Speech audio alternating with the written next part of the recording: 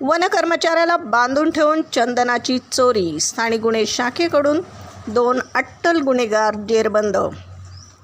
नमस्कार, आपण पाहत आहात महाराष्ट्र जनता न्यूज.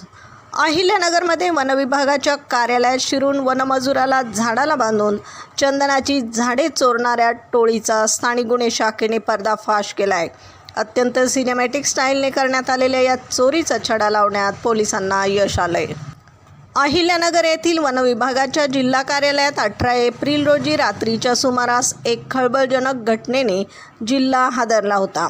रात्रपाळीवर असलेल्या रमेश शेळके या 58 वर्षीय वनमजुराला 4 अनोळखी आरोपींनी अशोकाच्या झाडाला बांधून ठेवलं आणि सहाय्यक वनसंरक्षकाच्या निवासस्थानाशेजारील 2 चंदनाची झाडे तोडून चोरून नेली.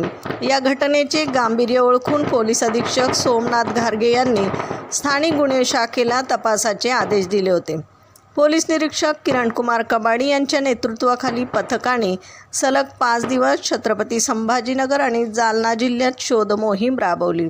व्यावसायिक कौशल्याचा वापर करत पोलिसांनी मसीद गोलवाल आणि शहीद खां कलेसे या 2 आरोपींना ताब्यात घेतले. धक्कादायक बाब म्हणजे या आरोपींनी यापूर्वी छत्रपती संभाजीनगर येथील उच्च न्यायालयाच्या खंडपीठातूनही चंदनाची झाडे चोरल्याची कबुली दिली आहे.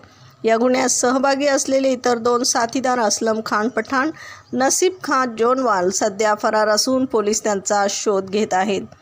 पोलिसांनी या कारवाईत गुन्ह्यात वापरलेली मोटारसायकल जप्त केली असून आरोपींना पुढील तपासासाठी कॅम्प पोलीस स्टेशनच्या ताब्यात देण्यात आले.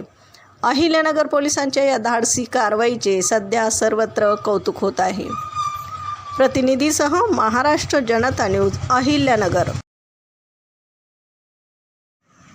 महाराष्ट्राचा बुलंद आवाज.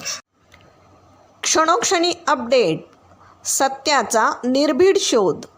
राजकारण असो वा समाजकारण, शेती असो वा सामान्य माणसाचे प्रश्न, वा असो क्राईम रिपोर्ट, प्रत्येक बातमीचा अचूक वेध.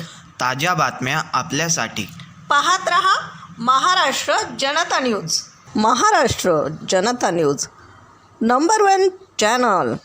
आजच लाईक, शेअर आणि सबस्क्राईब करा.